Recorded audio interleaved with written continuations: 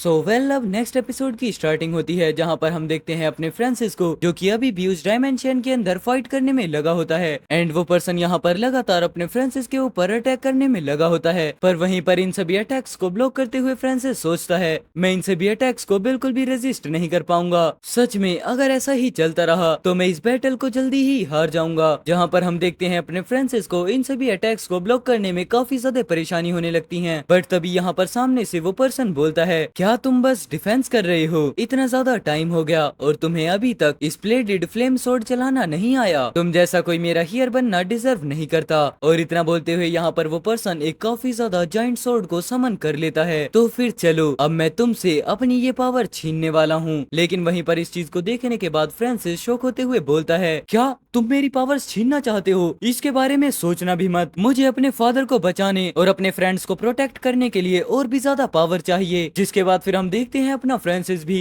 यहाँ पर स्विंग करने के लिए स्वॉर्ड को प्रिपेयर कर लेता है एंड देन वापस से यहाँ पर होता है एक काफी बड़ा क्लैश। लेकिन इस चीज की वजह से अपना फ्रांसिस बहुत ज्यादा एग्जॉस्ट हो जाता है एंड तभी वो अपनी स्वॉर्ड को देखते हुए बोलता है अरे नहीं मेरी स्वॉर्ड टूट गई। लेकिन अब अपने फ्रांसिस के इस अटैक को देखने के बाद सामने वाला पर्सन बोलता है बच्चे तुम तो बुरे नहीं हो। जितना सुनते हुए फ्रांसिस खुश होकर बोलता है क्या मैंने ट्रायल को पास कर लिया? सीनियर मेरे पास अभी भी बहुत सारे क्वेश्चंस हैं। पर तभी हम देखते हैं यहाँ पर सीनियर को जो कि एक पोर्टल को अपीयर करते हुए बोलते हैं जहाँ से आए हो वहीं वापस जाओ। जब तक अब तुम स्ट्रॉन्ग ना बन जाओ तब तक वापस मत आना। लेकिन वहीं पर अपना फ्रांसिस बस एक ही बात चिल्ला रहा होता है सीनियर। एंड देन फिर हम देखते हैं यहाँ पर सिस्टम में नोटिफिकेशन आता है मास्टर कॉन्ग्रेचुलेशंस आपने सक्सेसफुली फ्लेमिंग स्वॉर्ड पेंडेंट के रिट्रोस्पेक्टिव ट्रायल को पास कर लिया है। मास्टर रियलिटी के क्राइस को सोल्व करने के लिए जल्दी से आप अपने कॉन्शियसनेस के अंदर आइए। जिस चीज को सुनने के बाद फिर फ्रांसिस सोचता है ओह हाँ मैं रियलिटी के अंदर अभी भी फ्लेम स्पाइन टर्टल से लड़ रहा हूँ। लेकिन वही रियलिटी के अंदर हम देखते हैं अपना फ्रांसिस तो जमीन पर पड़ा होता है जिसको वेब्स किंग और अपना ग्रे एग दोनों ही उठा रहे होते हैं। मास्टर जल्दी से उठ जाओ। पर तभी फिर यहाँ पर वेब्स किंग ग्रे एग से बोलता है मास्टर हम ऐसे नहीं चल सकते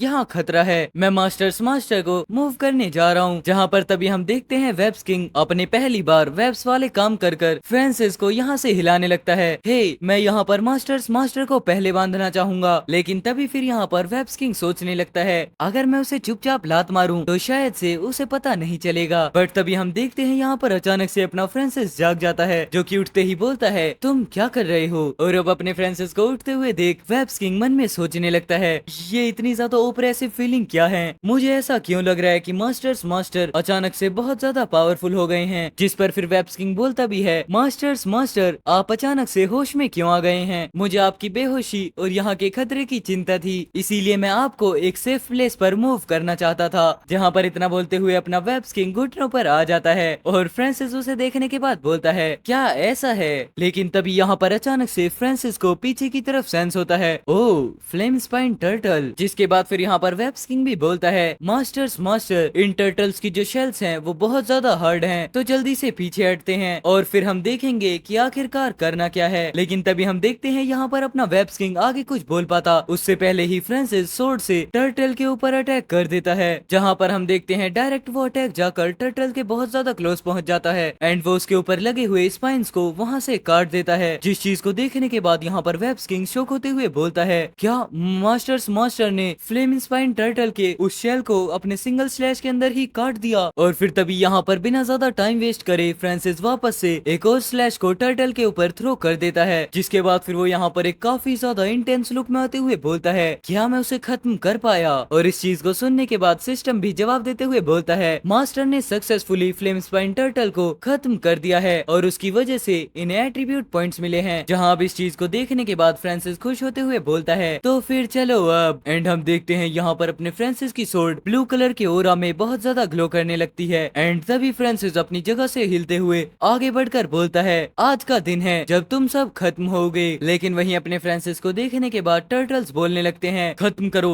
इस ह्यूमन को, जल्दी से खत्म करो, हाँ इस थ्रेट को खत्म करो। बट तब तक अब यहाँ पर काफी ज्यादा देर हो चुकी होती है और अपना फ्रांसिस यहाँ पर सिर्फ कुछ स्लैशेस के अंदर ही टर्टल को खत्म कर देता है। चलो अब यहाँ पर सब कुछ ठीक हो गया है, मैं बाकी की जगह देखने जा रहा हूँ कि वहाँ पर चल क्या रहा है। और इतना बोलते हुए फिर यहाँ पर अपना फ्रांसिस इन टर्टल्स के पास से काफी ज्यादा स्पीड में जाने लगता है। जिसके बाद फिर वो जैसे ही ऊपर जाता है वो देखता है कि जिहान सिटी काफी ज्यादा डिस्ट्रॉय हो चुकी होती है। बट तभी उसकी नजर जाती है अपने ओल्ड मैन और क्यूफेई की तरफ, जिन्हें देखते हुए फ्रांसिस मन में बोलता है ब्रदर न्यू यू और मिस्टर क्यूफेई काफी ज्यादा हार्ड बैटल कर रहे हैं। लेकिन तभी वो वापस से देखता है कमांडर जाओ को, जिनके ठीक सामने टर्टल अटैक प्रिपेयर करने लगता है। और उस सिचुएशन को देखते हुए फ्रांसिस बोलता है अरे नहीं, उस तरफ तो और भी ज्यादा खतरा है, सब लोग बस थोड़ी हिम्मत रखो। और इतना बोलते हुए फ्रांसिस आगे बढ़ने लगता है। मैं बस कुछ ही टाइम के अंदर वहाँ पहुँचता हूँ। और एंड वेल इतना बोलने के साथ ही अपना एक एपिसोड खत्म होता है। अब बढ़ते हैं नेक्स्ट वाले एपिसोड की तरफ को। नेक्स्ट एपिसोड की स्टार्टिंग होती है जहाँ पर हम देखते हैं कुछ हंटर्स के सामने वो टर्टल आकर खड़े हो जाता है, जिसे देखने के बाद यहाँ पर हंटर्स बोलते हैं हम इसे अब ज्यादा देर तक होल्ड नहीं कर सकते। लेकिन तभी यहाँ पर अचानक से ही ओल्ड मैन सामने आकर उस टर्टल पर अटैक करना स्टार्ट कर देते हैं। और फिर वो बोलते हैं अगर मैं यहाँ पर इंजर्ड नहीं होता तो ऐसा हो ही नहीं सकता था कि मैं इन्हें ना हरा पाऊँ। लेकिन तभी वो अचानक से अपनी हार्ट पर हाथ रखते हुए बोलते हैं पहले का जो फायर पॉइजन था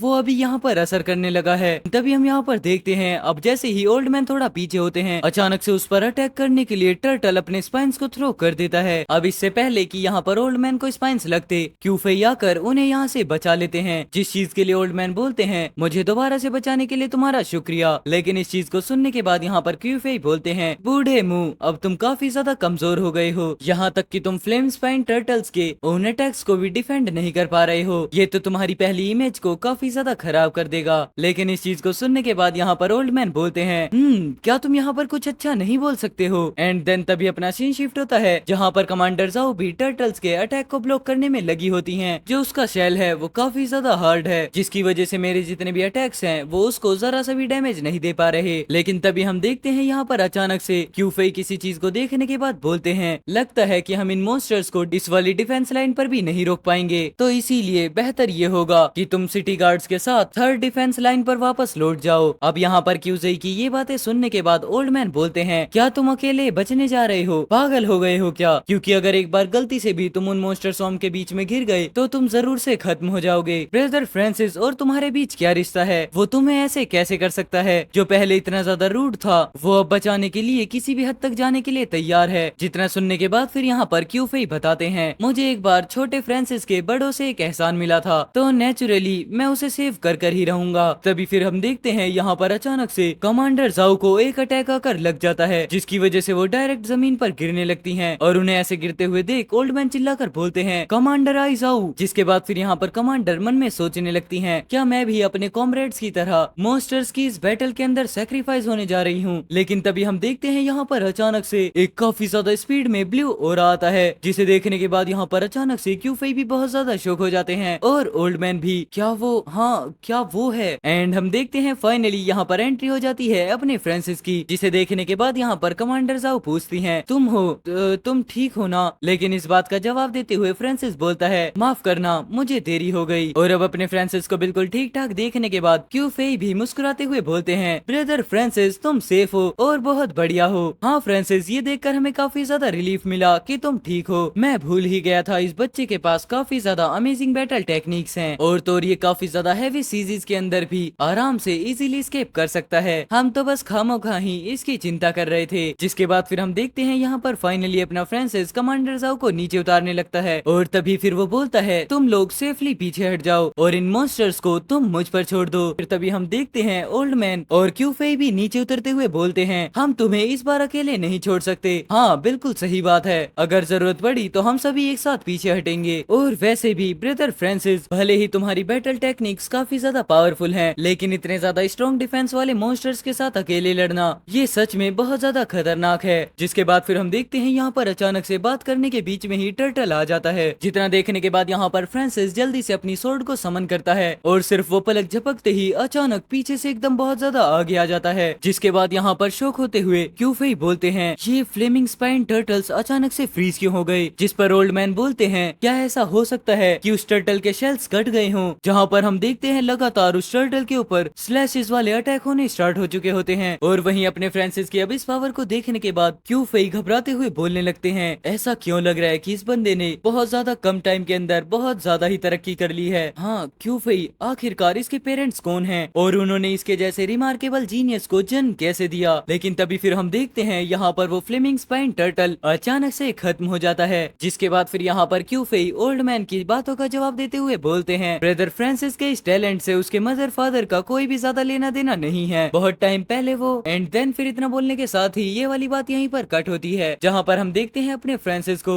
जो कि वापस से टर्टल स्पाइन्स के ऊपर अटैक करने के लिए आगे बढ़ जाता है और फिर वो बोलता है अब टाइम आ गया है कि ऑफेंस को डिफेंस से बदल दिया जाए। एंड देन इतना बोलते हुए यहाँ पर अपना फ्रांसिस सोर्ड को प्रिपेयर कर लेता है। मैं तुम्हें अब टर्टल मॉन्स्टर्स को अपनी रियल पावर का टेस्ट करवाना चाहता हूँ, स्प्रेडिंग फ्लेमिंग सोर्ड। और तभी हम देखते हैं इस अटैक के साथ ही जिहान सिटी के अंदर एक काफी ज्यादा लंबी स्ट्राइक ऊपर तक जाती है, जिसे देखते हुए अब यहाँ पर कमांडर जाओ भी घबराते हुए सोचने लगती हैं ऑफेंस और डिफेंस स्विच हो चुके हैं, वो भी सिर्फ इस यंग मैन की वजह से। लेकिन तभी फिर अपना सीन शिफ्ट होता है जहाँ पर हम देखते हैं सुप्रीम कमांडर चिल्लाते हुए बोल रहे होते हैं सब लोग डटे रहो, हम मेन फोर्स हैं जिसकी वजह से हमें हारना नहीं चाहिए, वरना अगर हम हारे तो जिहान सिटी का डिफेंस एकदम से कोलैप्स हो जाएगा। जिसके बाद फिर वो नीचे की तरफ देखते हुए बोलते हैं हमारे अपने कई सारे लोग यहाँ पर इंजर्ड हो गए, लेकिन ज्यादातर फ्लेम स्पाइन टर्टल्स अभी तक खत्म नहीं हुए हैं। इस तरीके से तो सिटी का डिफेंस ज्यादा देर तक नहीं टिक पाएगा। लेकिन फिर तभी हम देखते हैं अचानक वॉकी टॉकी से आवाज आने लगती है commander in chief Van Feng, city की वेस्ट साइड का डिफेंस एकदम सिक्योर है सर, सिटी की जो नॉर्दर्न पार्ट की डिफेंस लाइन पर जितने भी मॉन्स्टर्स थे उनको डिफीट कर दिया गया है। एंड तभी फिर थर्ड पर्सन भी बोलता है सर, सिटी के साउथर्न पार्ट पर भी जितने भी मॉन्स्टर्स थे उन्होंने वापस जाना स्टार्ट कर दिया है। और अब यहाँ पर इन सभी को सुनने के बाद कमांडर एंड चीफ काफी ज्यादा शॉक होते हुए बोलने लगते हैं क्या